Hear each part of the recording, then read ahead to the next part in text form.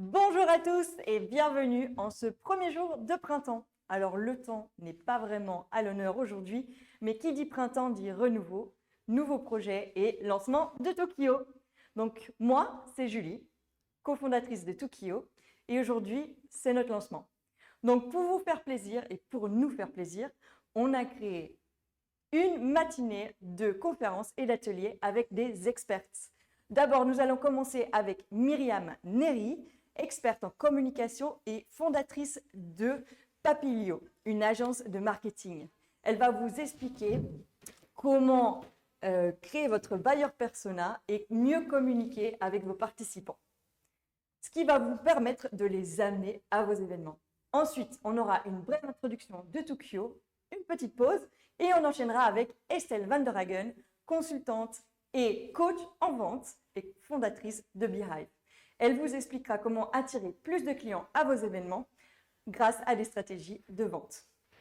Donc, sans plus attendre, je vous envoie directement vers Myriam qui va commencer l'atelier. À plus tard!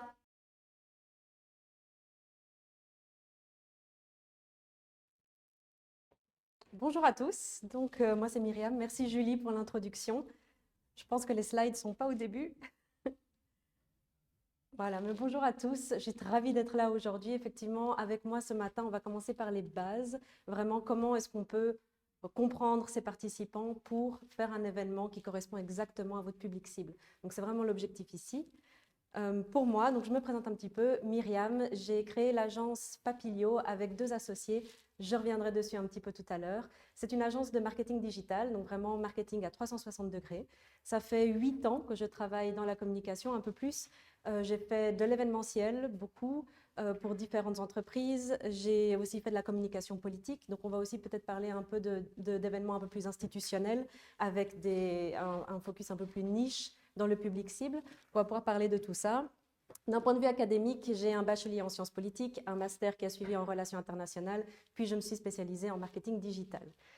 Voilà, donc on peut y aller. En général, j'ai aussi de l'expérience dans le privé, dans le public, dans l'associatif. Donc si vous avez des questions, n'hésitez pas. Il y a vraiment une palette de choses auxquelles je peux répondre et on peut aussi un petit peu personnaliser les réponses selon qui est là avec nous aujourd'hui. Donc n'hésitez pas à mettre des petits commentaires.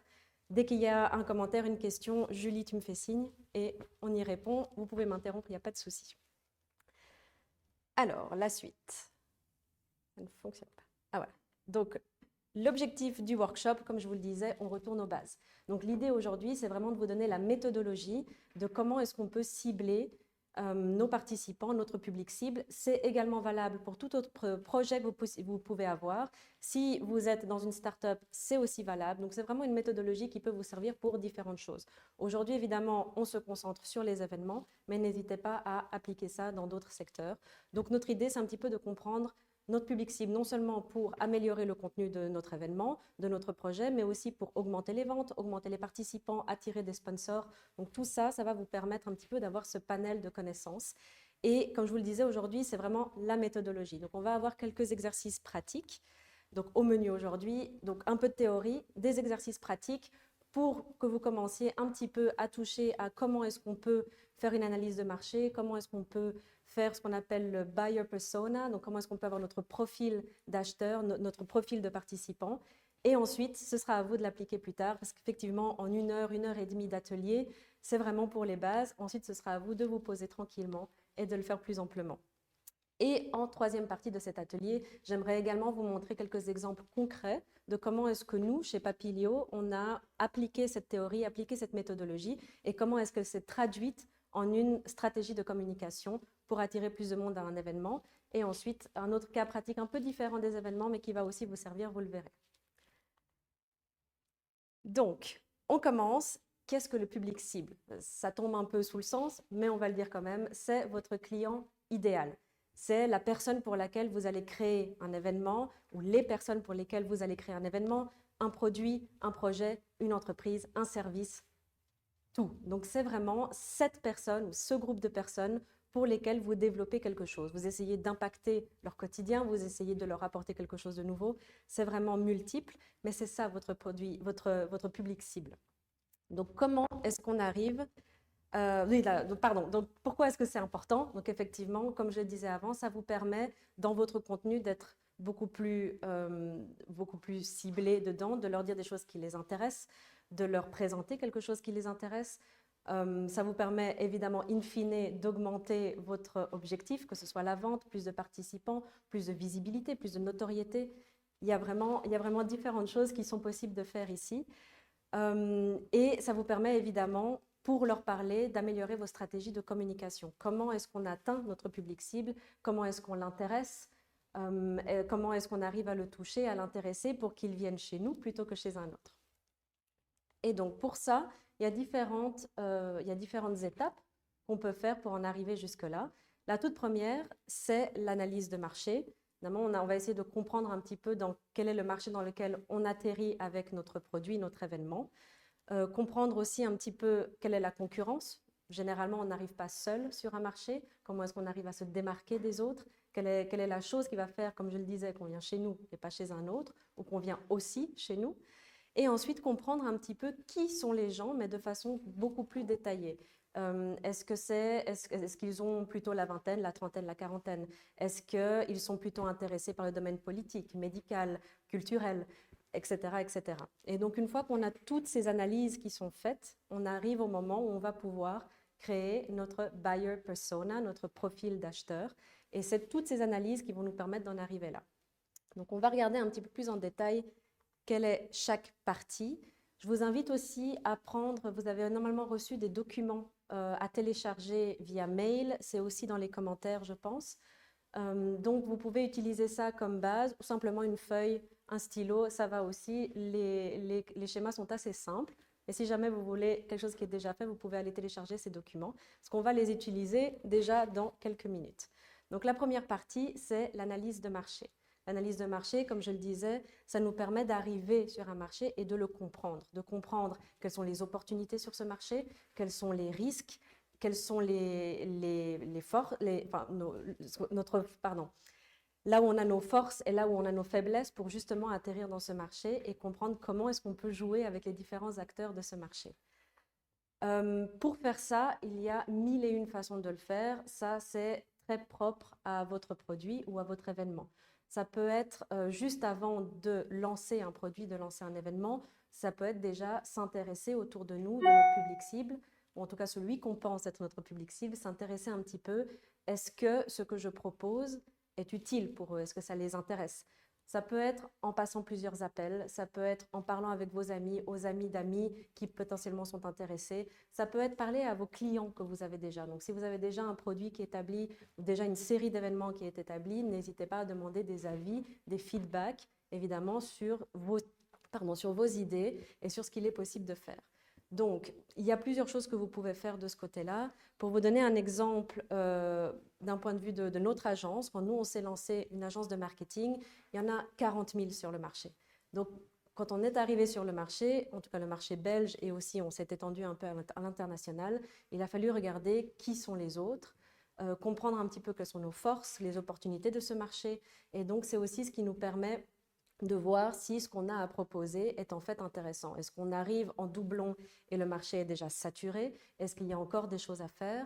Et on a commencé à appeler, simplement à appeler notre public cible, leur poser des questions. Est-ce que vous pensez que si on fait les choses de telle et telle façon, c'est intéressant par rapport à d'autres agences avec lesquelles vous avez travaillé? C'est une façon de faire. Une autre façon de le faire, c'est de lancer votre produit, lancer votre premier événement si vous faites une série, et de simplement recevoir des feedbacks après coup. Une fois que la personne a vraiment pu tester le produit, a vraiment pu participer à l'événement, c'est comme ça qu'on s'améliore et on continue. S'il y a une série d'événements, c'est très intéressant de faire ça parce qu'on peut toujours améliorer la chose. Une des choses que vous pouvez utiliser pour l'analyse de marché, c'est un format, une méthodologie qu'on appelle le SWOT analysis.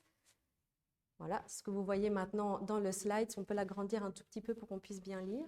C'est aussi dans les feuilles que vous avez téléchargées.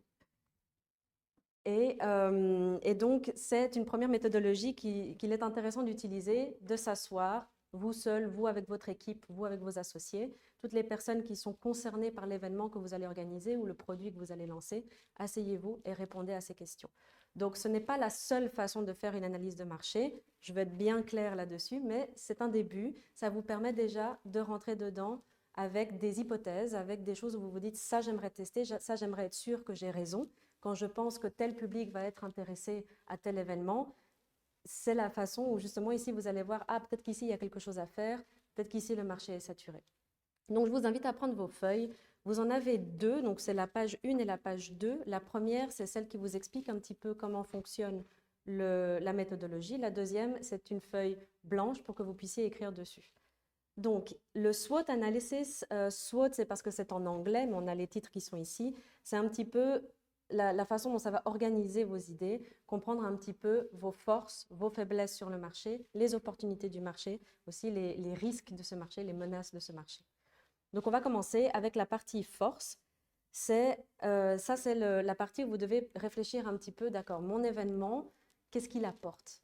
Ou alors mon équipe, qu'est-ce que nous, on apporte sur le marché avec notre événement?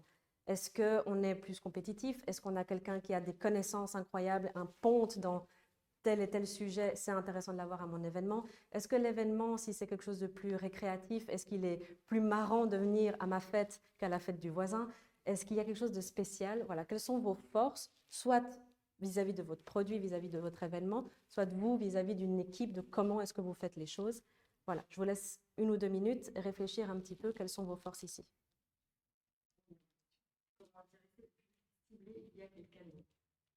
D'accord, via quel canal? Donc ça vient après, ça vient avec les cas pratiques. Ça, je n'ai pas oublié. On en reparle tout à l'heure. Voilà, donc les forces, je vous laisse rapidement un petit peu lister peut-être 2 ou 3 points. Évidemment, c'est quelque chose que vous pouvez reprendre par la suite tranquillement. Mais ici, on veut juste un petit peu la base, ça va nous servir pour la suite. Donc, quelles sont les forces que vous pensez avoir dans votre équipe ou votre produit, votre événement?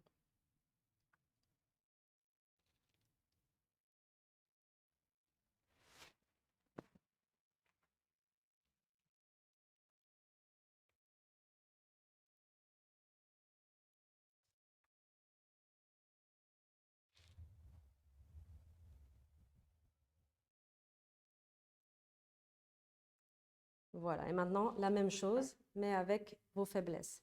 Est-ce qu'en ce moment, vous avez un manque de budget qui fait que vous ne pouvez pas, par exemple, activer toutes les idées que vous avez dans votre équipe?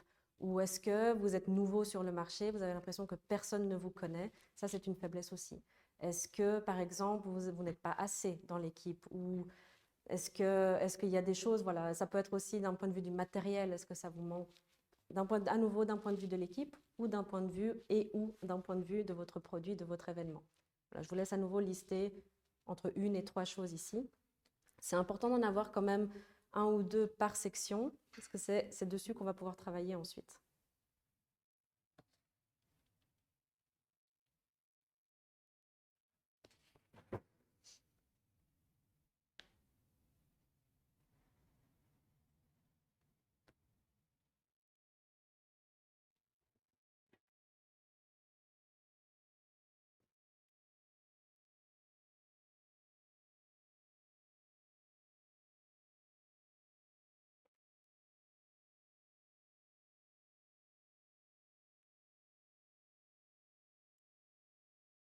Voilà, donc a priori, comme ça en première vue, je passe vite à la suite parce qu'on a beaucoup de choses à discuter, mais comme ça vous avez déjà les premières choses qui vous viennent en tête.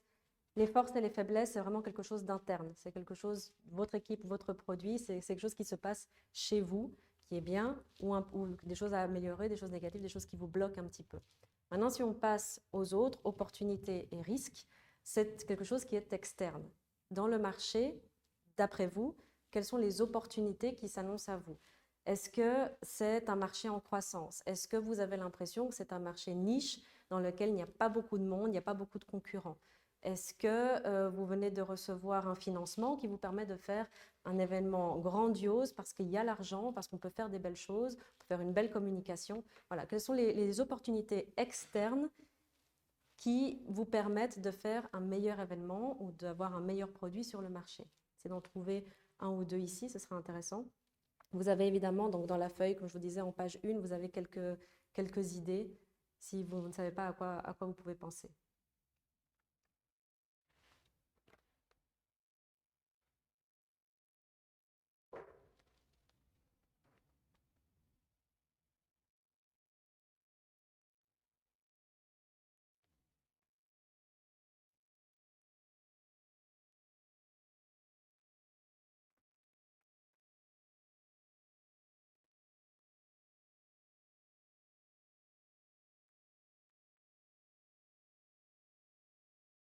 Voilà. Et même chose avec les risques.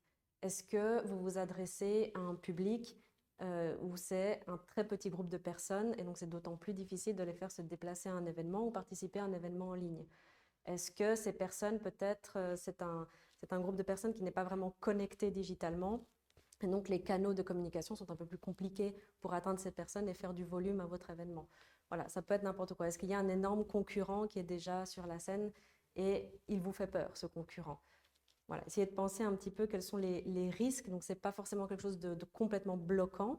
Ça peut être quelque chose de bloquant à l'avenir. C'est les deux. Donc, c'est quelque chose que vous voyez maintenant, d'accord, ça me bloque, ou quelque chose où, attention, il faut que je garde un œil dessus. Ça pourrait nous bloquer dans l'organisation de l'événement ou dans le fait d'attirer des sponsors, des participants ou ce que vous voulez.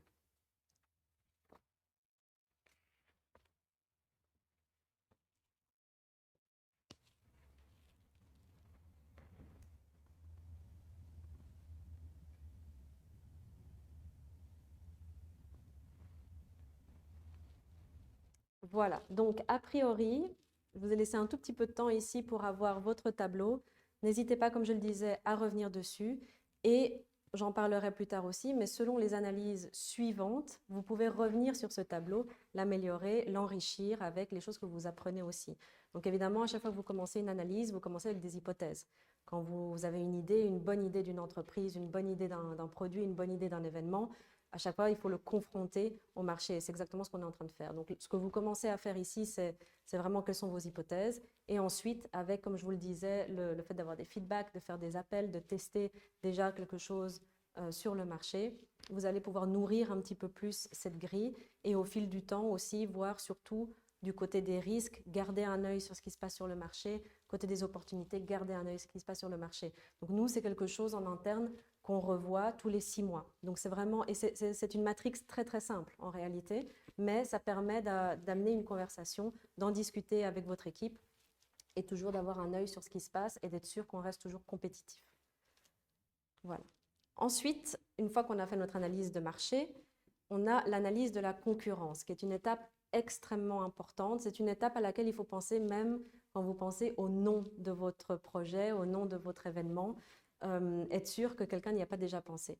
Aujourd'hui, on a tous des bonnes idées, tout est disponible sur Internet, il y a beaucoup de volume, c'est difficile de se démarquer à cause de cette masse, donc c'est bien un petit peu de regarder qu'est-ce qui se passe et de se mettre dans la peau de votre public cible. Quand votre public cible est sur Internet et reçoit des publicités ou reçoit un mail, par exemple, qui l'invite à un événement ou reçoit un flyer pour aller à un événement, est-ce qu'il n'en a pas déjà reçu 12 qui sont les mêmes sur le même sujet ou avec le même format? Donc, il faut un petit peu s'intéresser. Et donc là, à nouveau, c'est quelque chose de relativement simple. Ce que je vous propose comme processus, c'est simplement faites une recherche Google, intéressez-vous aussi auprès de votre public cible. Est-ce que, par exemple, dans notre cas, en tant qu'agence de marketing, je reviens à un autre exemple, parce qu'on a ouvert il y a un peu moins de 2 ans, donc c'est un processus par lequel on est passé récemment. Donc, c'était toujours dire, est-ce que vous avez déjà travaillé avec quelqu'un dans le marketing, que ce soit un freelance ou que ce soit une agence? Évidemment, l'expérience est différente et un petit peu comprendre comment est-ce que ça s'est passé. Quelles sont les choses que vous avez aimées, quelles ont été les choses où vraiment ça a fait que vous avez arrêté de travailler avec cette personne. Un petit peu comprendre quel est le prix, ça c'est assez important aussi. Si vous monétisez vos événements sur le marché, qu'est-ce que ça veut dire? Est-ce que les gens sont prêts à payer le montant que vous mettez? Il faut un petit peu voir dans le marché. Ce n'est pas la même chose de vendre une soirée dans une boîte de nuit, de vendre un congrès médical, de vendre un événement politique, selon lesquels ça fera sens d'avoir un événement gratuit, selon lesquels ça fait sens de le monétiser, et selon quoi ça fait sens de payer très cher pour pouvoir aller à cet événement. Mais ça, c'est à vous de voir un petit peu dans le marché, dans les concurrents, qu'est-ce que font les autres. Généralement, avec les concurrents, on arrive à avoir une moyenne, avoir un consensus et comprendre un petit peu comment est-ce que nous, on peut naviguer dedans. Et donc, le processus, comme je vous le disais, c'est très simple. Vous les cherchez, vous les listez. Une fois que vous avez la liste de vos plus gros concurrents, ça peut être des concurrents directs où vous faites quasiment la même chose. Ça peut être des concurrents qui pourraient éventuellement évoluer dans votre sens ou des concurrents qui, un de leurs départements fait ce que vous faites ou fait aussi des événements comme vous, même si c'est pas exactement la source, n'est pas exactement la même, ça reste des concurrents aux yeux de votre public cible. Donc une fois que vous avez votre liste, c'est analyser. Qu'est-ce qu'ils font? Comment ils le font? À quel prix ils le font? Si vous pouvez aller participer aux événements de votre concurrence, faites-le. C'est vraiment le meilleur moyen de savoir comment est-ce que vous pouvez vous démarquer, faire mieux que votre concurrence. Et donc, c'est vraiment faire cette analyse. Et c'est comprendre à nouveau votre positionnement dans ce marché de la concurrence. Et ça vous permet aussi à vous de revenir sur le contenu de votre événement, le contenu de votre produit, de votre service, et de se dire, peut-être que je dois changer les choses. Est-ce que je dois être un peu moins cher au début pour attirer? Est-ce que c'est ça qui intéresse mon public cible? Pas forcément. À chaque fois, on a tendance à penser à un prix moins cher pour attirer. Moins cher ne veut pas forcément dire qu'on a plus de monde qui vient. Donc, il faut aussi un petit peu dépasser cette étape-là. Est-ce que vous pouvez avoir des meilleurs intervenants à votre événement? Est-ce que la décoration de votre soirée peut être mieux, parce que ça peut être un concept un peu innovant? Voilà. Aussi, n'hésitez pas à regarder ce que fait la concurrence, entre guillemets, parce que ce n'est pas votre concurrence directe, mais ce que font les gens dans le monde entier. Si vous avez un public typiquement belge ou même francophone avec France, Luxembourg, Suisse, Belgique, en Europe, regardez un petit peu ce qu'ils font au Canada, aux États-Unis. Regardez un petit peu ailleurs ce qu'ils font parce que c'est quelque chose qui n'arrivera pas forcément ici, que vous pouvez proposer à ce marché qu'il y a ici.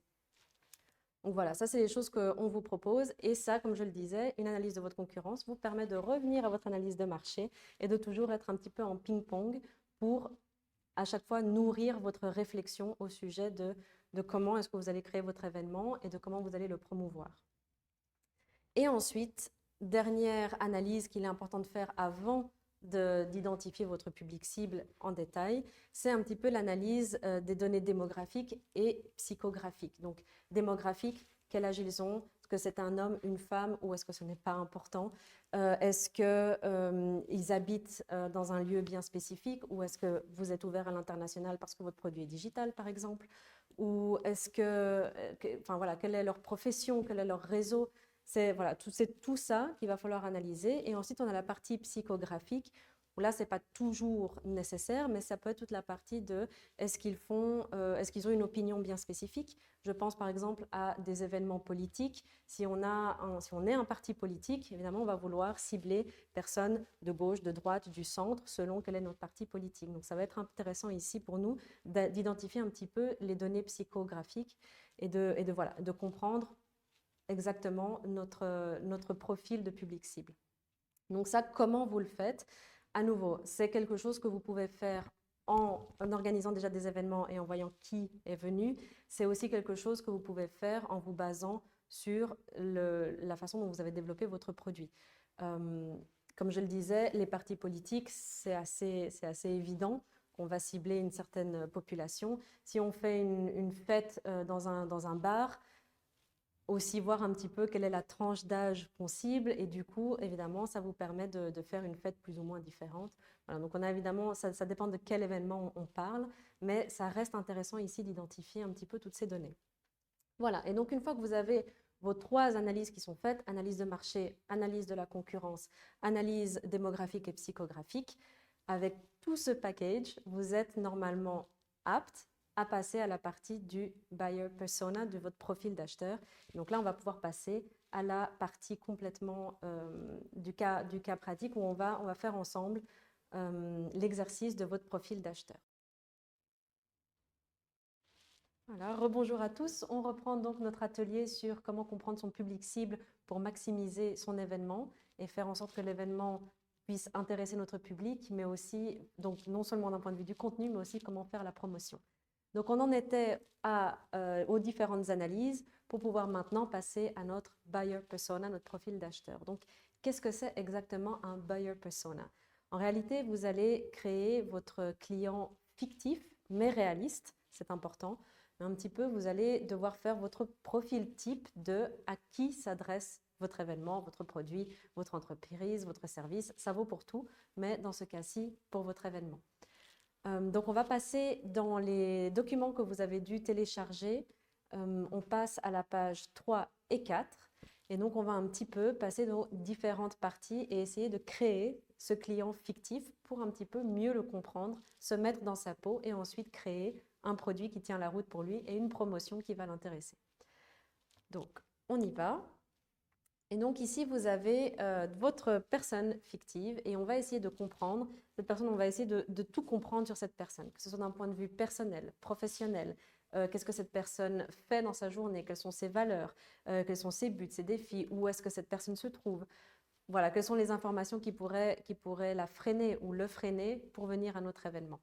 Donc, on va commencer par les différentes parties. Avant qu'on commence par les différentes parties, les gens qui nous suivent, est-ce que vous pourriez nous mettre par commentaire quel est le type d'événement que vous faites ou pour qui, quoi est-ce que vous travaillez, un petit peu quel est le contexte dans lequel vous êtes en train de remplir cette fiche. Ça nous permettra ensuite d'interagir un petit peu et vous aider un petit peu comprendre le client fictif que vous êtes en train de créer. Donc voilà, je vous laisse 30 secondes pour nous mettre en chat un petit peu et pendant que vous faites l'exercice, j'irai lire vos commentaires pour ensuite cibler un petit peu mieux ce workshop, cet atelier par rapport à vos besoins. Je vous laisse quelques secondes.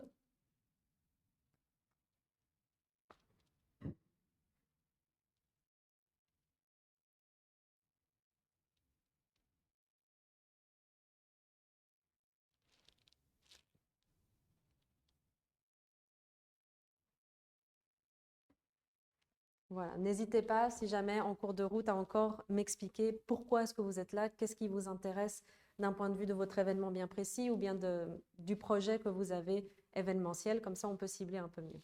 On va démarrer donc avec notre canevas de la Buyer Persona. En page 4 des documents que vous avez téléchargés, vous avez l'option là d'écrire un petit peu si vous avez imprimé les documents. Sinon, comme je le disais au début, une feuille, un stylo, ça ira très bien.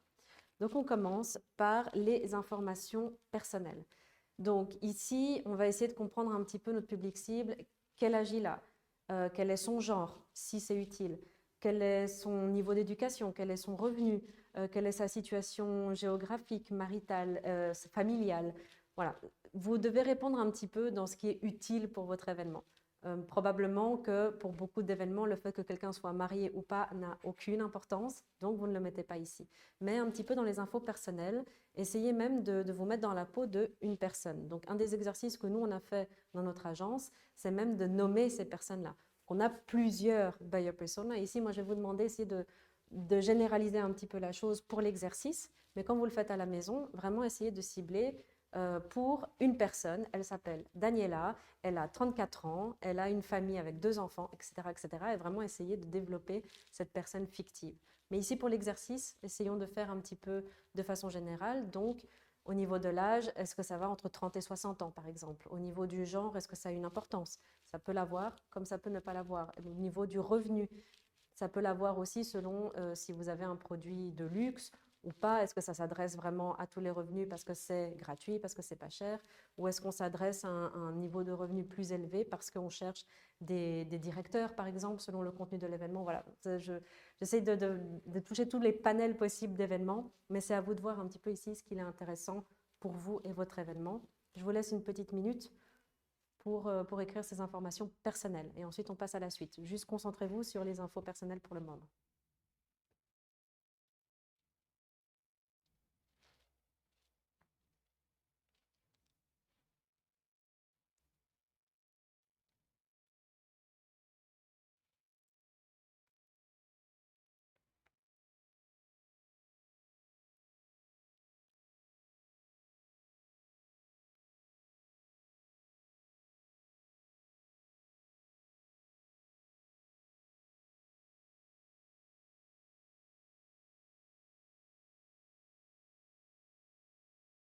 Voilà, on passe à la suite. Donc, on va passer ici aux infos professionnelles.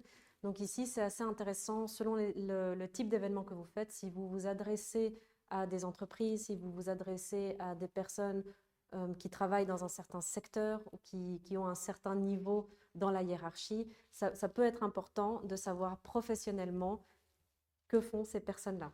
Est-ce que pour votre événement, c'est important le niveau de poste? Est-ce qu'un secteur spécifique est important? Est-ce qu'une taille d'entreprise est importante? Est-ce qu'on cherche à cibler des gens dans une entreprise qui ont des compétences spécifiques, qui ont un poste spécifique? Typiquement, pour cet événement, on essayait d'avoir des gens qui sont intéressés par l'événementiel. Est-ce que c'est le cas? Ça n'attire pas forcément tous les employés d'une entreprise, donc c'est ça que je veux dire. Est-ce qu'il y a un petit segment de l'entreprise qui nous intéresse? Est-ce que cette personne dirige une équipe? Est-ce que c'est important? Voilà, essayez de penser vraiment à tous les aspects dans le côté professionnel qui peuvent être intéressants et qui peuvent vraiment déterminer la façon dont votre public cible vit au jour le jour dans son travail et comment est-ce que cette personne voit le monde à travers ses lunettes professionnelles, on va dire. Voilà, je vous laisse quelques minutes pour ça.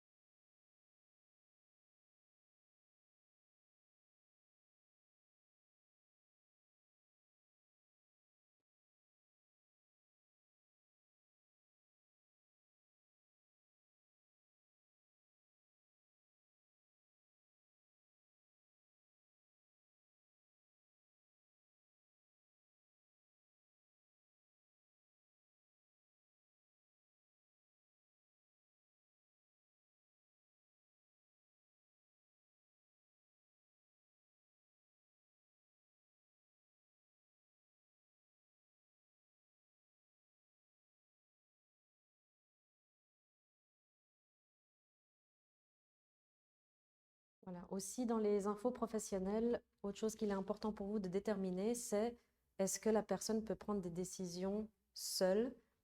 Par exemple, je vous donne un exemple, est-ce que le fait de participer à un événement et de dépenser de l'argent au nom d'une entreprise à cet événement, est-ce que c'est cette personne qui peut prendre cette décision? Est-ce que cette personne doit en parler à un manager, à un directeur pour que le budget soit validé? C'est aussi extrêmement important parce que si c'est le cas, c'est-à-dire que votre promotion doit aussi penser à ce fameux manager, ce fameux directeur qui va prendre la décision de dépenser du budget.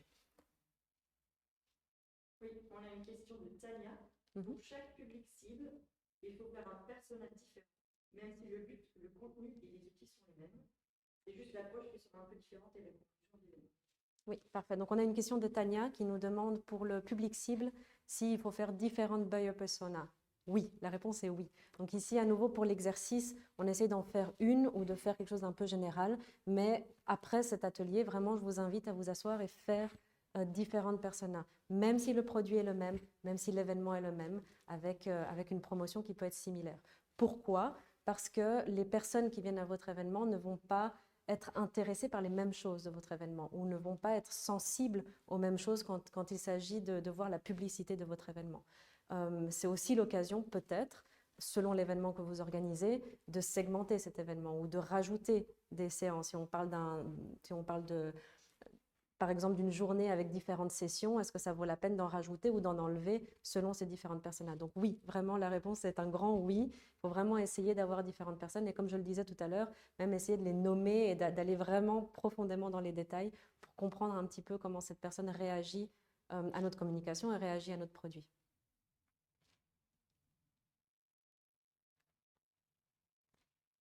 Voilà, on va passer à la suite. Donc, les valeurs et les craintes. Donc ici, ce qu'il est important de savoir, c'est déjà essayer, de nouveau avec des hypothèses, de se mettre dans la peau de notre public cible et de comprendre un petit peu comment est-ce qu'ils vont regarder notre produit, comment est-ce qu'ils vont recevoir les choses sur base de leurs valeurs et de leurs craintes. Mais c'est-à-dire, est-ce qu'il y a des choses auxquelles ils vont être plus sensibles? Est-ce que c'est des gens qui ont besoin de beaucoup d'informations pour prendre une décision? Ou au contraire, est-ce que c'est des gens qui n'ont pas le temps et qui ont besoin d'avoir un top 3 d'informations pour décider je viens, je ne viens pas à cet événement? Qu'est-ce qui motive leur décision? Qu'est-ce qui freine au fait de prendre une décision? Donc là, c'est clairement des hypothèses qu'il va falloir valider par la suite, mais essayez un petit peu de vous mettre dans leur peau et de se dire, d'accord, si moi j'étais un participant sur ce marché, qu'est-ce qui m'interpellerait? Qu'est-ce qui me toucherait? Quelles sont les choses où je me dirais, il va falloir qu'on m'aide dans ma prise de décision parce qu'il me manque tel et tel élément. Voilà, c'est un petit peu tout ça, les valeurs et les craintes. Du coup, Tania dit merci pour la réponse.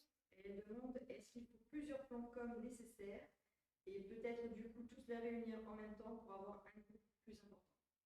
D'accord. Donc, on a une question qui a suivi de la part de Tania vis-à-vis des buyer personas. Est-ce qu'il en faut plusieurs? Est-ce qu'il faut plusieurs plans com? Ça peut. ici, il me faudrait un petit peu plus de détails pour répondre à cette question, mais ça peut tout à fait faire le cas de différentes campagnes. Dans un des cas pratiques que je vais présenter plus tard, d'ailleurs, c'est le cas. On a pris le parti de faire 2 campagnes payantes différentes avec un ciblage différent et une façon différente de s'adresser aux gens. Donc, on en reparle tout à l'heure, mais effectivement, ça peut être utile de le faire. Selon le contexte, peut-être pas. Mais voilà, ça, j'ai besoin d'un peu plus de détails pour donner une réponse précise. Voilà, je vous laisse une petite minute pour les valeurs et les craintes et on passe à la suite.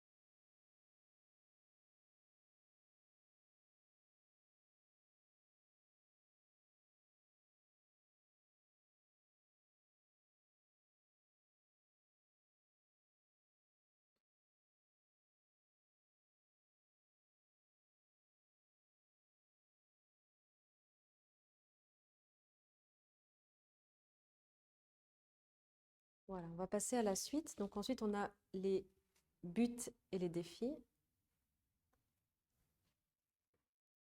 Voilà.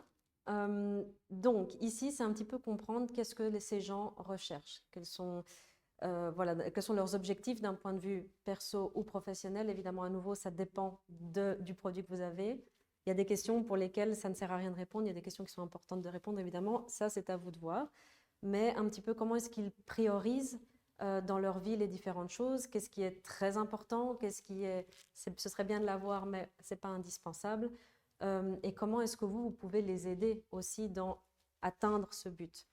Généralement, ça on le sait, un produit, un événement doit répondre à un besoin. Donc ici, c'est vraiment l'aparté dans votre buyer persona où vous pouvez comprendre un petit peu comment est-ce que je réponds à ce besoin, à cet objectif ou à ces défis qu'ils ont, ces difficultés qu'ils ont dans leur quotidien, comment est-ce que moi je peux apporter une solution. Voilà, à nouveau, je vous laisse une petite minute.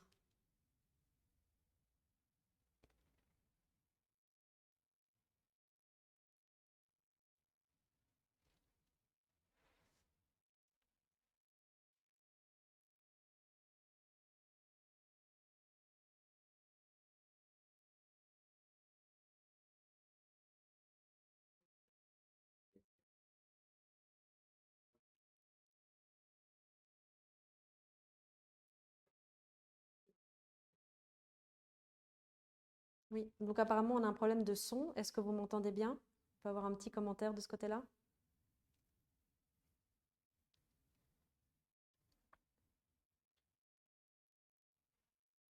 Est-ce que vous pouvez m'entendre? On a un bon son?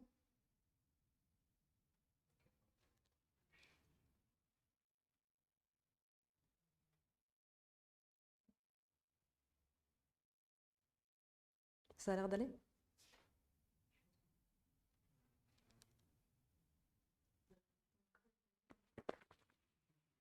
Oui.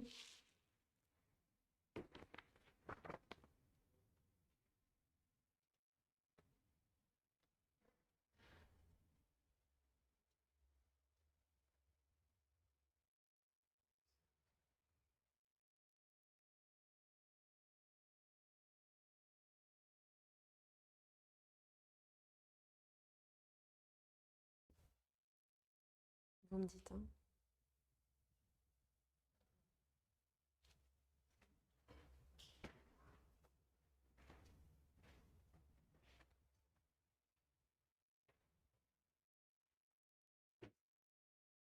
On refait un test son. Est-ce que vous pouvez m'entendre? Est-ce qu'on peut recevoir un petit message?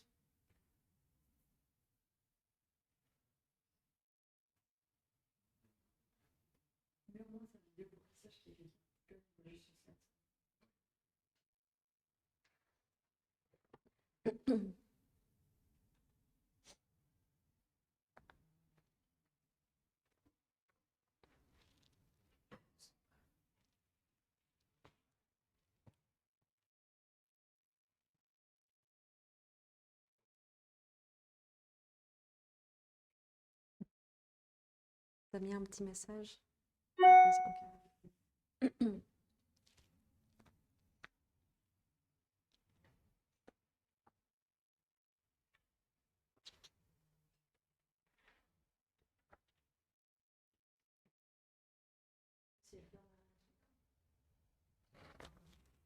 Tu veux que je parle? Ah oui, on fait un test son. Est-ce qu'on m'entend?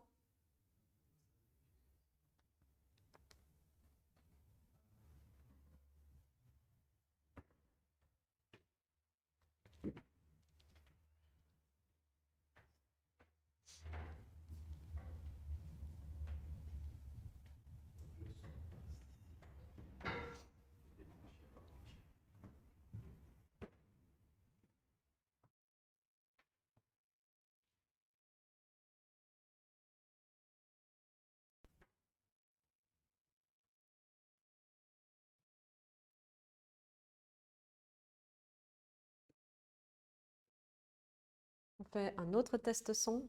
Est-ce qu'on peut m'entendre?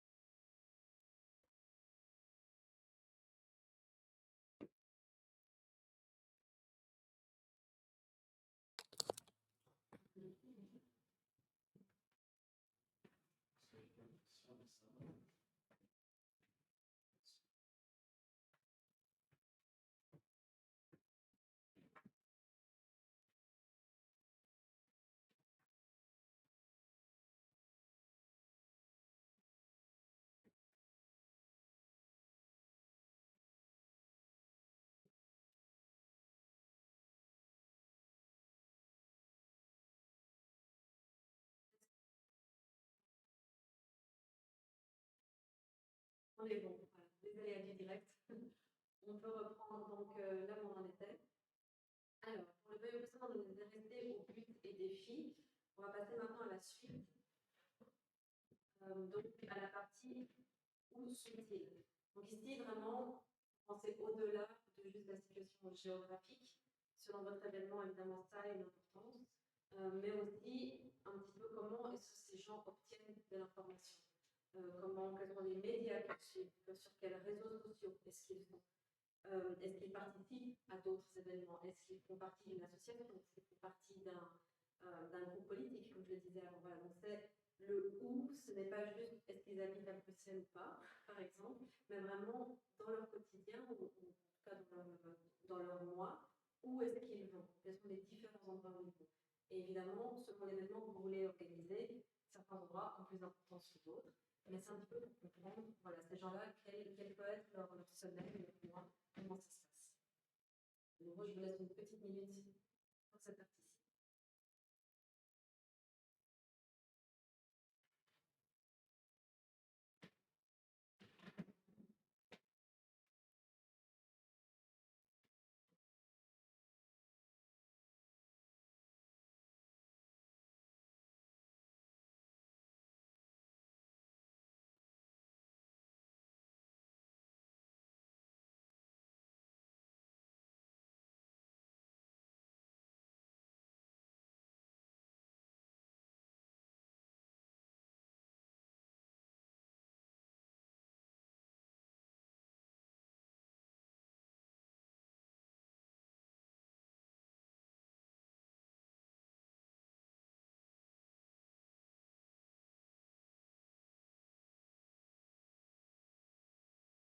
Et on va passer au dernier point. Et donc ici, c'est la partie un peu plus négative. Négative dans le sens où est-ce qu'il y a dans ce groupe, dans ce buyer persona que vous êtes en train de créer, est-ce qu'il y a des gens que vous ne souhaitez pas attirer? Pas par discrimination, évidemment, mais peut-être que si vous faites un événement éducatif, vous ne souhaitez pas avoir des personnes qui sont trop expertes dans le domaine, parce qu'ils sont censés venir apprendre quelque chose. Ça peut être une des raisons où vous dites, D'accord, des gens qui ont déjà suivi telle ou telle formation, je ne préfère pas les attirer, même si dans tout le reste, ils correspondent à mon profil d'acheteur, ça ne vaut pas la peine. Est-ce qu'il y a, d'un point de vue de vos moyens, ça peut être interne aussi, est-ce que vous, par exemple, vous organisez un petit atelier, 15 personnes maximum, et vous souhaitez un petit peu filtrer quelles sont les 15 personnes qui sont là, et c'est parce que vous ne pouvez pas faire plus grand, que ce soit pour la logistique ou que ce soit un problème financier, parce que vous êtes en train de démarrer. Voilà, donc c'est un petit peu ici, regardez quels sont dans ce groupe que vous avez défini, est-ce qu'il y a une sorte de sous-groupe que vous ne souhaitez pas attirer pour différentes raisons?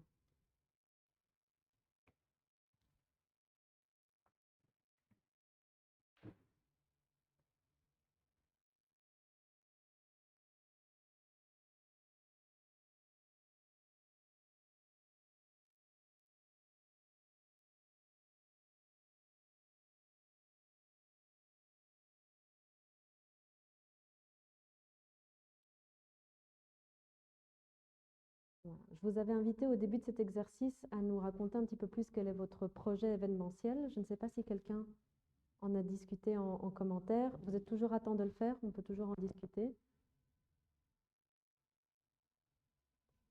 Pas spécialement.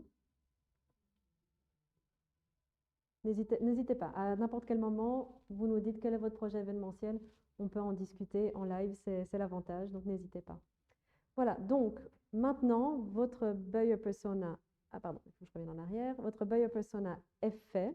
Donc à nouveau, j'insiste bien, c'est une première esquisse. Moi, mon but aujourd'hui, c'est vraiment de vous montrer la méthodologie, de toucher à certaines analyses, de vous dire un petit peu, voilà ce qui serait bien de faire avant même de commencer à faire le design de votre événement, avant même de faire la communication de votre événement, des étapes par lesquelles il faut passer. Mais à nouveau, je vous invite vraiment à le faire avec du temps, à le faire tranquillement avec d'autres personnes.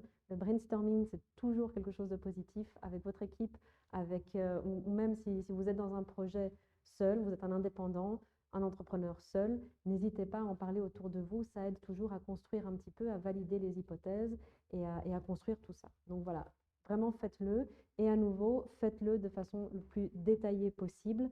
Si vous avez plusieurs buyer personas, c'est normal.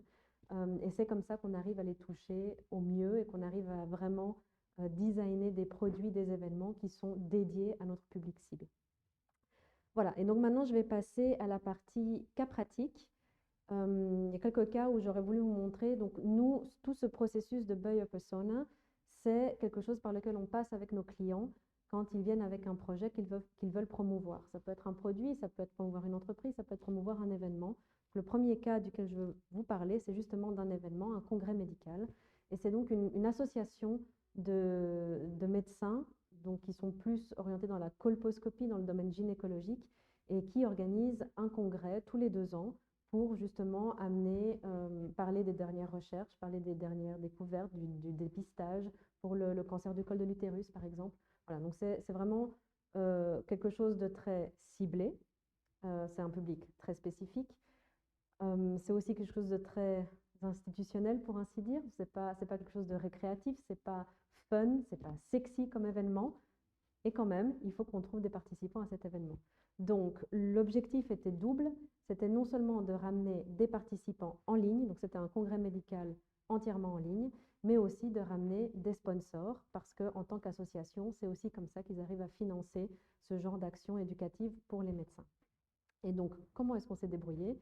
On est passé, comme je vous le disais, par la case Buyer Persona. Voilà. Où ici, à chaque fois qu'on a un client, on s'assied, on discute un bon moment pour comprendre quel est ce public cible. Et donc, finalement, les questions qu'on pose sont celles du Canva que je vous ai partagé. Et on en est arrivé plus ou moins au résultat que vous voyez maintenant en ligne. Si on peut le mettre en grand, comme ça c'est bien lisible, merci. Et donc voilà, ici, sans surprise, on s'adressait donc à des médecins avec une spécialisation bien précise et qui cherchent à s'informer plus. Donc on est dans un groupe d'âge relativement large, mais on commence déjà, je pense qu'on a mis, laissez-moi voir, 28 ans. Donc oui, dès que la personne est déjà médecin, généralement autour des 28-30 ans, jusqu'à la retraite. Donc c'était vraiment un public cible large. Évidemment, ici, le genre n'a pas d'importance. Ce qui est vraiment important, c'est la profession. Donc, dans tout ce qui est professionnel, on l'a détaillé un petit peu plus, comme je vous le disais. Donc, c'est bien, on regarde un petit peu quelle est la spécialisation, quels sont leurs intérêts.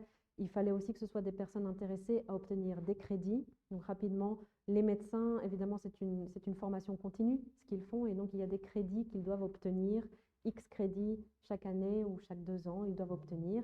Et donc, c'est aussi quelque chose qu'il est important de savoir, d'accord, eux, non seulement la recherche et comprendre un petit peu dans leur domaine ce qui se fait en Europe, c'est important, mais il y a aussi la carotte au bout du bâton qui est d'obtenir ces fameux crédits. Donc c'était ça aussi qu'il était intéressant pour nous de comprendre. Donc dans les buts, dans les défis, à nouveau, c'est obtenir cet enseignement médical et il y avait des défis aussi. Donc ici, c'est une association européenne, donc qui s'adresse vraiment à tous les pays de l'Union européenne. Selon dans quel pays on est, l'accès à l'éducation n'est pas le même. Les budgets ne sont pas les mêmes. Et donc, avoir un congrès médical avec un prix unique, un prix fixe, peut paraître tout à fait OK par rapport au coût de la vie dans certains pays et peut être un vrai challenge dans d'autres pays. Donc, c'est toutes ces choses-là qu'on essaye de comprendre ici. Voilà, je ne passe pas forcément en revue tous les détails de ce Buyer Persona. Dans tous les cas, cette présentation va être partagée par la suite. Vous pourrez le regarder un petit peu plus en détail, mais vous avez le contexte général. On est parti sur des médecins, quelque chose de très précis, pas juste les médecins, mais une spécialisation dans la médecine, dans un lieu géographique bien précis et avec des moyens ou des budgets bien précis pour suivre une formation de 2 jours. Donc, comment est-ce qu'on a fait ça? Donc, nous, on a été mandaté pour faire la promotion de cet événement. Et vis-à-vis de ce buyer persona, j'aimerais vous montrer un petit peu comment est-ce que ça se traduit en une campagne marketing finalement, ce qui nous intéresse. Donc ici, nous, ce qu'on leur a proposé, c'est évidemment les réseaux sociaux et pas n'importe quels réseaux sociaux. Donc à nouveau, notre buyer persona nous permet de comprendre sur quels réseaux sociaux on va aller promouvoir un congrès médical. Des fois, c'est des choses qui tombent sous le sens. Des fois, il faut regarder un petit peu plus. Évidemment, ça tombe sous le sens, on ne va pas promouvoir ça sur TikTok. Ce n'est pas la plateforme qui est faite pour. Pourquoi? Parce que TikTok est plus récréatif, c'est un groupe de personnes plus jeunes et il y a évidemment des médecins sur cette plateforme, mais les cibler sur cette plateforme est beaucoup plus difficile. Donc ici, on s'est orienté sur Facebook, LinkedIn et Twitter et ce n'est pas pour rien. Donc ça, c'est la première chose quand vous faites une campagne marketing. Ça ne sert à rien d'aller partout. Il y a des endroits qui sont beaucoup plus intéressants que d'autres. Et il y a même des fois, selon l'événement ou le produit que vous avez, un réseau social est suffisant. Donc ça, c'est vraiment des choses que vous allez faire sur base de votre profil. Vous allez pouvoir identifier quels sont les canaux de communication. En l'occurrence, Facebook. Pourquoi? Parce qu'on a normalement, on le sait par les statistiques, que le groupe d'âge sur Facebook est un peu plus avancé. Les médecins y sont, ça c'est sûr. Twitter, c'est aussi une plateforme où il y a beaucoup de débats, où toutes les associations de médecins sont, où il y a beaucoup de choses qui se passent sur Twitter. Ça, c'était vraiment la plateforme principale. Vous le verrez par la suite dans ce que je vais expliquer. Et LinkedIn, évidemment, la plateforme un peu plus pro. LinkedIn, ce qui est très intéressant avec cette plateforme, c'est que quand on fait du ciblage, on peut cibler par la profession. Donc, quand on a un événement comme celui-ci qui est clairement dédié à un groupe professionnel bien précis, c'est la plateforme sur laquelle il faut être. Donc, on a fait des posts dits organiques, donc pas payants, mais on a commencé 6 semaines avant l'événement. Ça, j'insiste dessus, un événement se promeut minimum 4 semaines à l'avance, si pas plus. Donc ça, c'est quelque chose aussi à savoir quand vous faites un événement. Si vous venez vers nous ou si vous commencez tout seul votre promotion, il faut le faire à l'avance. On a déjà refusé des clients parce qu'ils sont venus 10 jours avant. On ne peut plus rien faire 10 jours avant. Donc voilà. Et donc, qu'est-ce qu'on fait avant? On ne fait pas que du payant. On fait vivre un peu ces réseaux sociaux. Et quand on fait vivre ces réseaux sociaux, ça ne peut pas être que promotionnel. Et donc, je vous le montre ici. On a quelques exemples de posts, mais bon, il y en a eu plusieurs. On était sur un rythme de 2 à 3 posts par semaine. Et ce sont des posts qui sont juste intéressants. Évidemment, ce qu'il y a en arrière-plan, c'est toujours promouvoir un événement. On le sait, l'objectif commercial, il est là. Mais la personne qui se connecte sur nos réseaux ou qui voit passer nos posts ne peut pas toujours avoir quelque chose qui est uniquement vendeur. Il faut du contenu qui est aussi intéressant. Donc là, on est parti sur des posts, donc à nouveau, pas payants mais organiques, où on a un petit peu parlé de tout. Où on leur parlait évidemment de qui sera là. C'est très important pour les médecins d'avoir des gens vraiment spécialisés dans leur domaine qui vont leur parler, qui vont leur apprendre quelque chose. Et donc, on parlait un petit peu de la biographie de cette personne. Donc, c'est toujours indirect. Évidemment que, in fine, le but est de leur dire, venez à l'événement pour écouter parler cette personne. Mais la narrative de ce poste, on parle du professeur XY, de la docteure XY, point. Il y avait aussi des prix qui étaient à ce congrès, donc on a mis ça en avant, des concours, le fait de pouvoir donner des articles pour la recherche, des choses qui ne ramènent pas d'argent, mais qui sont importantes pour l'événement en lui-même et pour le succès de l'événement. Donc ça aussi, c'est des choses qu'on fait à travers les réseaux sociaux.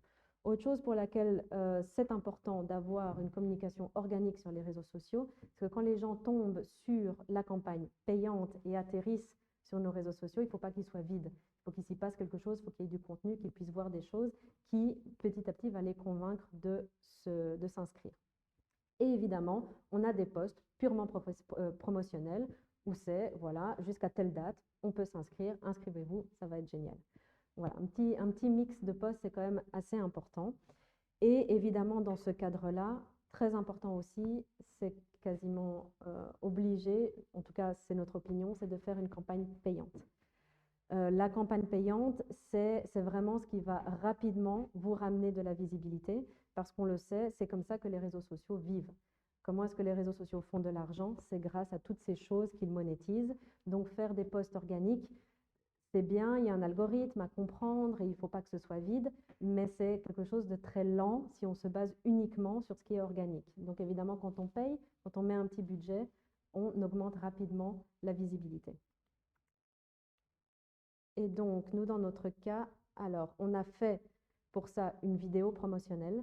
La vidéo promotionnelle était au départ ciblée vraiment pour cette fameuse campagne payante, mais évidemment, la vidéo a été utilisée sur différents canaux, sur le site web, etc., pour promouvoir l'événement. À nouveau, quand vous avez votre buyer persona, vous savez ce qu'il faut mettre dans cette vidéo. Les vidéos doivent être courtes, avoir un maximum d'informations pour convaincre. Et donc, si vous avez toute la partie qui est les buts, les défis, les valeurs, qu'est-ce qui les intéresse, c'est les premières choses qui doivent arriver. Dans le cas, comme je vous le disais ici, ce qui les intéresse vraiment, c'est les crédits. Dans notre vidéo, ça arrive dans les premières secondes, ces fameux crédits qu'ils peuvent obtenir s'ils participent à l'événement. Ensuite, on sait que la notoriété du médecin qui nous donne des informations, extrêmement important aussi. On va commencer à balancer toutes les personnes qui vont venir parler d'un certain sujet. Et évidemment, le contenu est également très important dans le cadre d'un congrès médical, donc on va parler du programme. Voilà. À nouveau, il y a des choses qui tombent un petit peu sous le sens, d'autres un peu moins, mais il y a tout un timing de comment est-ce qu'on va faire ça. Et quand on a eu le buyer persona, le reste est relativement facile parce qu'on sait tout de suite à qui on s'adresse, comment on s'adresse à cette personne et sur quelle chaîne, sur quel réseau social on s'adresse à eux. Voilà. La vidéo, elle est disponible sur le PowerPoint que vous recevrez. On ne va pas la regarder ici.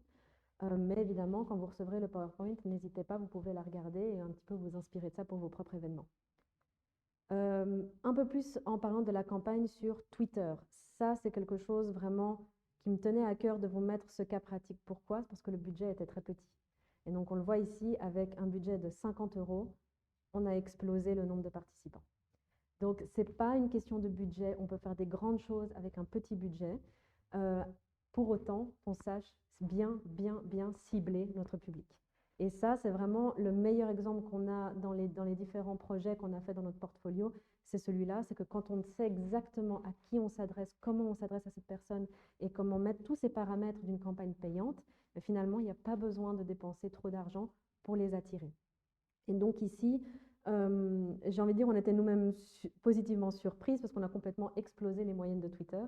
On s'attendait à devoir mettre un peu plus de budget, c'était notre recommandation première, mais une façon pour nous de travailler, et je vous recommande de faire ça comme ça, c'est de faire les choses petit à petit. On met un petit peu de budget, une semaine, et on analyse les données. Les statistiques, c'est primordial, et on en revient à ce que je vous disais dans l'analyse de marché.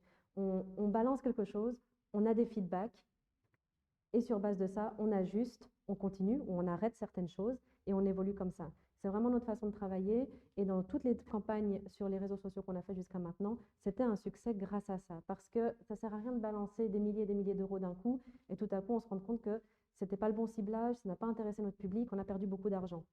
On commence petit, quand on n'a pas les données, quand on n'en a jamais fait, on n'a pas les statistiques, on commence petit pour les avoir. Et ensuite, dès que ça fonctionne, là, OK, on peut augmenter le budget si on en a et si on veut avoir plus de visibilité. Autre chose qui est très important aussi, attention, parce qu'ici, évidemment, c'est un cas pour lequel c'était vraiment une réussite. Attention, parce que chaque secteur a des barèmes différents et il y a des secteurs qui sont beaucoup plus saturés. Et donc, du coup, il va falloir beaucoup plus d'argent pour se démarquer par rapport aux autres. Donc, voilà, je ne veux pas dire non plus que 50 €, c'est OK pour tous les secteurs.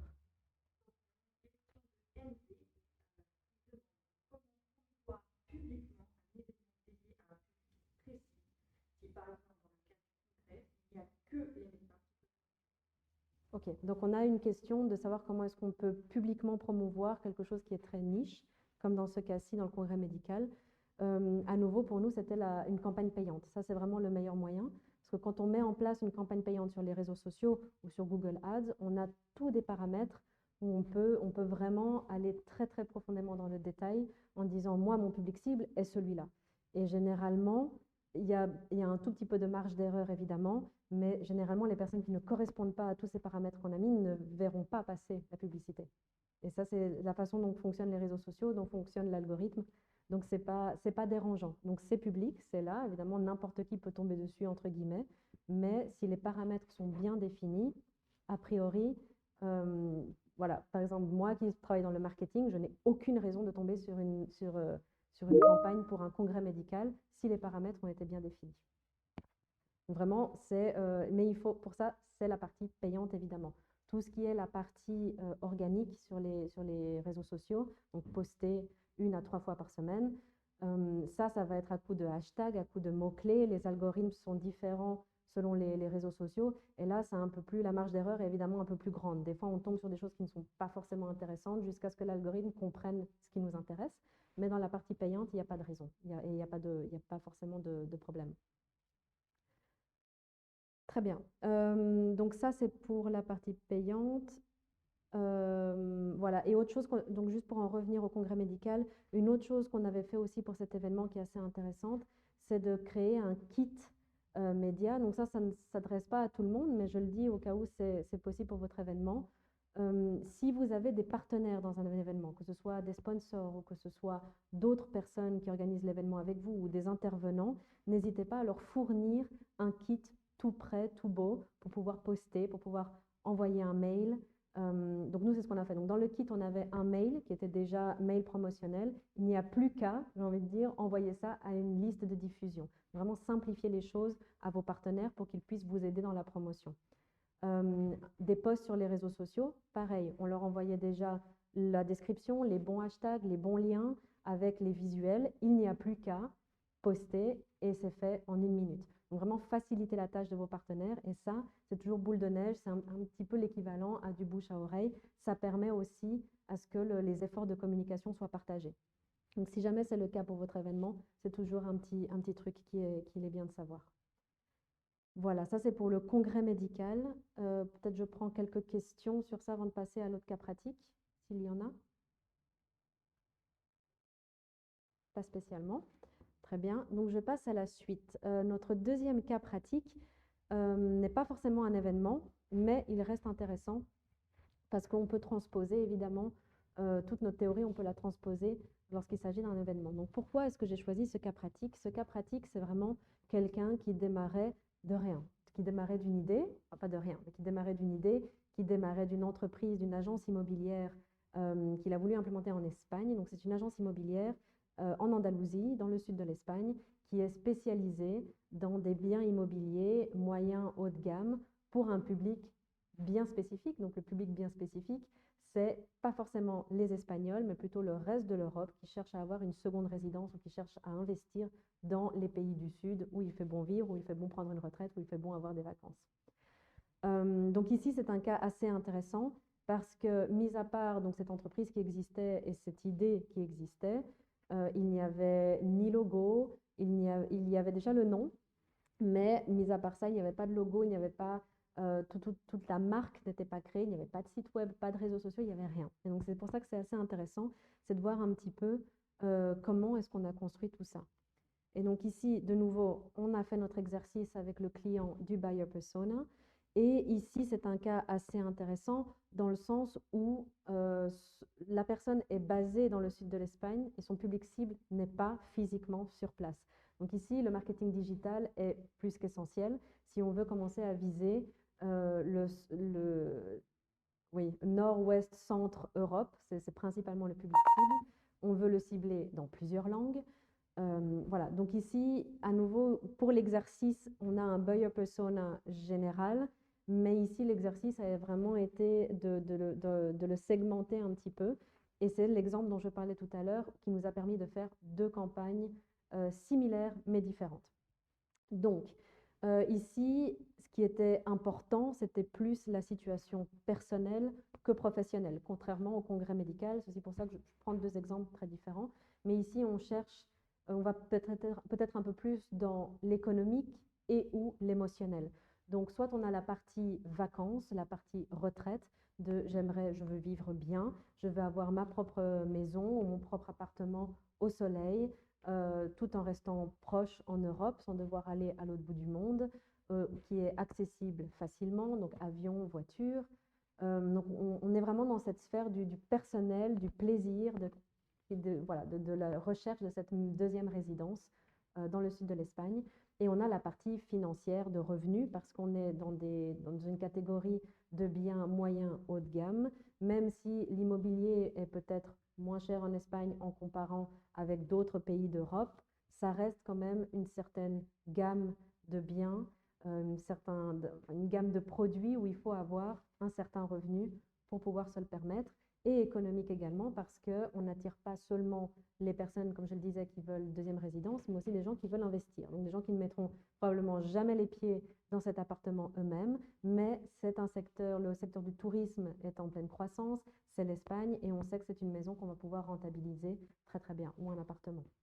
Donc, comme vous le voyez, on est sur quand même des discours assez différents. Une personne qui veut une deuxième résidence ne va pas être sensible aux mêmes choses qu'une personne qui veut investir. Donc voilà, ici, à nouveau, vous avez le détail qui sera visible dans les slides que vous recevrez après. Donc, on est resté un peu général, mais voilà, on a quand même, en tout cas, 2 segments de population, si pas plus, parce qu'on s'adresse aussi à des publics dans différentes langues et ça change aussi un petit peu la façon dont on s'adresse à eux. Autre chose ici qui est intéressant aussi, c'est que comme je vous le disais, on a aussi appliqué dans notre campagne payante la logique de commencer petit, recevoir des données et voir comment ça évolue. Et ça, ces statistiques nous ont permis d'étoffer ce buyer persona qu'on voit ici.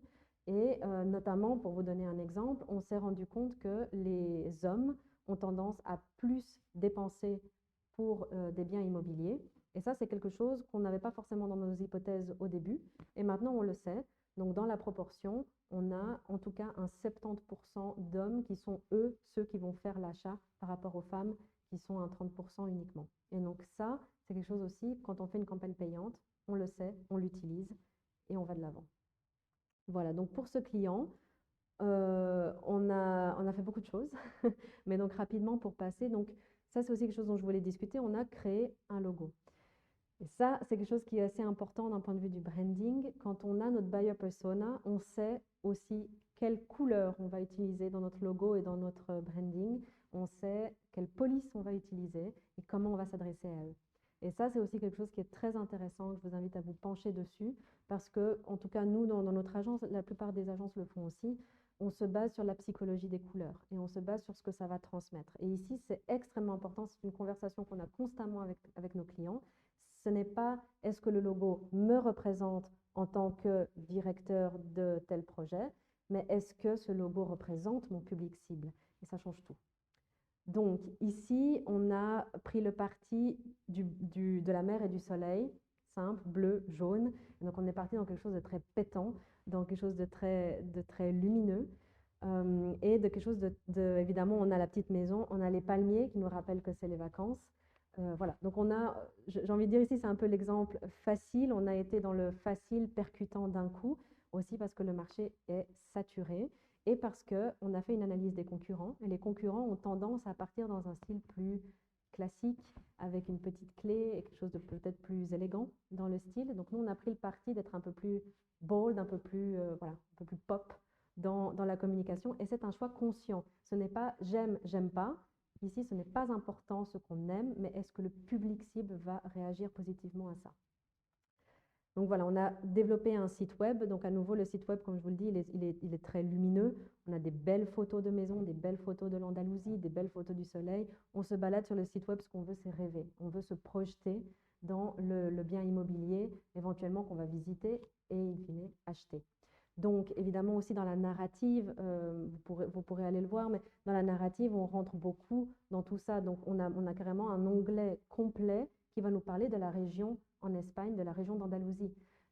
Est-ce que directement c'est promotionnel, ça nous vend un bien? Non, mais ça contribue. Ça contribue à ce que les personnes se projettent, se disent je me verrais bien habiter là la moitié de l'année ou je me verrais bien passer mes vacances ici parce qu'il y a des choses à faire culturellement, parce qu'il y a plus de 300 jours de soleil par an, parce qu'il y a la montagne, il y a la mer, il y a tout ce qu'il faut. Voilà. Donc c'est un petit peu, c'est des choses où à nouveau on a utilisé le buyer persona. Buyer persona, qu'est-ce qui l'intéresse? Ça l'intéresse d'avoir ce genre d'informations, donc il faut pas les omettre, il ne faut pas les oublier. Et directement dire, j'ai une maison à vendre, achète-moi ma maison. Il y a d'autres choses qui viennent entourer cette expérience d'achat et vraiment avoir la personne qui se projette et qui du coup prend une décision probablement plus rapide, en tout cas pour venir visiter.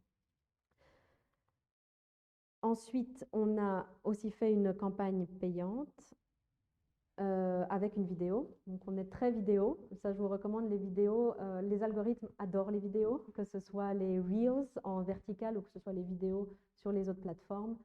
Facebook, LinkedIn, Twitter, c'est plutôt horizontal, pardon. Et il y a TikTok, Instagram, plutôt vertical. Mais c'est égal, au final, c'est la vidéo. Vidéo à nouveau courte avec un message direct qui rapidement dans les premières secondes doit vraiment parler à votre buyer persona. Donc même exercice, on retourne à notre fiche et on regarde qu'est-ce qui va les attirer, qu'est-ce qui va faire qu'ils vont cliquer pour aller sur mon site web, pour prendre rendez-vous avec moi, pour visiter une maison, pour participer à un événement. Voilà, comme je vous le disais, on peut le transposer évidemment à tout autre projet. Donc vidéo, je recommande et je recommande aussi, petit tip pour vos vidéos, toujours mettre des sous-titres. La plupart des personnes qui sont sur les réseaux sociaux n'utilisent pas le son. Je sais que beaucoup d'entre nous, on le fait. Il y a beaucoup de personnes qui ne le font pas. On est dans le tram, on n'a pas forcément des écouteurs, on scrolle un petit peu dans notre feed, on n'a pas le son. Et donc une vidéo sans sous-titres, on passe un petit peu à côté. Donc ça aussi, je vous encourage vraiment à mettre de l'écrit dans vos vidéos. Voilà, de nouveau, la vidéo pourra être vue après dans les slides, on ne va pas la regarder ici ensemble. Et puis, je voulais parler avec vous de la campagne payante. Donc, comme je vous le disais avant, à chaque secteur aussi son budget. Et c'est là où je voulais aussi dire, le congrès médical, on a fait d'énormes résultats avec un petit budget. Ce n'est pas toujours le cas. Donc ici, on reste dans une gamme de petits budgets. Généralement, quand on parle de moins de 1 000 €, on reste dans un petit budget, même si je sais que pour beaucoup, ça reste un budget conséquent, évidemment. Mais donc ici, on a fait des campagnes payantes exclusivement sur Facebook. Donc c'est comme je vous le disais avant, il n'y a pas besoin de s'éparpiller, pas besoin de partir partout. Mais si on sait que notre public cible est sur une plateforme, on est sur une plateforme, pas besoin d'être ailleurs. Donc ici, on a vraiment pris le parti de Facebook. À nouveau, par rapport à notre buyer persona, il était beaucoup plus probable que ces gens soient sur Facebook. Et comme on fait appel au personnel, à l'émotionnel, LinkedIn est laissé de côté. Les débats de Twitter, ça n'a aucune importance. Et donc, on est vraiment sur un réseau social, récréatif, où on va regarder les photos des amis, les vidéos des amis, on regarde un petit peu les associations qu'on suit ou autres. Donc, c'était Facebook le choix logique. Et ici, on a divisé notre campagne en deux. On aurait pu le faire en plus, mais ici, voilà, c'était une question de budget, il a fallu faire un choix. Et donc, on est parti sur 2 langues différentes, anglais, français. Donc, évidemment, quand on cible nos zones géographiques en Europe, on pourrait même aller au-delà et faire des campagnes dans chaque langue pour chaque pays. On pourrait aller jusque-là si on a le budget, il faut le faire. Mais voilà, quand on démarre petit, quand on a une entreprise qui vient de démarrer, c'est bien de commencer avec des choses générales. En l'occurrence, français, anglais, ça couvrait déjà pas mal de pays en Europe. Et donc, on est parti dans ces 2 segments-là. On s'adresse de façon un petit peu différente selon la langue. Et à nouveau, comme je vous le disais, on aurait pu segmenter, d'ailleurs c'est probablement la suite, on aurait pu segmenter avec les personnes qui sont intéressées à deuxième résidence ou retraite et personnes qui cherchent un investissement. Ça, c'est en tout cas ce qu'on a proposé à notre client dans une deuxième étape. Mais dans une première étape, ce qui était très important, c'était d'avoir des statistiques, d'avoir un retour sur la campagne et comprendre un petit peu d'un point de vue démographique et aussi voilà, qui sont les personnes intéressées par les biens qui sont à vendre et est-ce que Facebook est la bonne plateforme. En l'occurrence, oui, c'était la bonne plateforme. Et à nouveau ici, on a eu des résultats qui sont au-delà de la moyenne. Voilà, donc ici aussi, très important, regardez bien le secteur dans lequel vous naviguez. Un résultat excellent dans le secteur médical n'est pas le même dans le secteur immobilier. À nouveau, il y a des secteurs beaucoup plus saturés que d'autres. Voilà, il y a des ciblages très différents. Donc ici, bien aller rechercher sur Internet, vous avez toutes les informations avec une simple recherche Google, un petit peu comprendre quel est le benchmark, quelle est vraiment la fourchette dans laquelle on devrait se situer et dans laquelle on peut estimer que c'était un succès. Et aussi, ça nous permet au départ de proposer un budget, de dire, voilà, pour ce secteur-là, il faut s'attendre à tel ou tel budget. Et comme ça, vous le faites en connaissance de cause avant. Donc ici, rapidement, on est parti sur 4 semaines de campagne payante sur Facebook, 280 € par campagne. Et on a obtenu au total 62 personnes qui ont laissé leur contact pour être rappelées et pour potentiellement visiter un bien. Dans le benchmark, normalement, pour ce type de budget, on se serait senti contente d'avoir entre 34 et 57 personnes qui répondent. En l'occurrence, on a dépassé ce chiffre, on est à 62, donc à nouveau un succès. Et pourquoi c'est un succès? C'est aussi parce qu'on a pris en compte ce buyer persona et on a bien mis tous les paramètres possibles dans la campagne payante. Voilà. On a aussi fait quelques impressions pour le client. Enfin, voilà, mais je pense, le plus important ici pour vous, c'est vraiment ces histoires de campagne payante de marketing digital. Mais bon, effectivement, on a fait des panneaux imprimés à mettre sur les maisons en vente, au branding, aux couleurs de l'agence. Et voilà. Est-ce qu'on a une question sur les cas pratiques avant que je clôture l'atelier?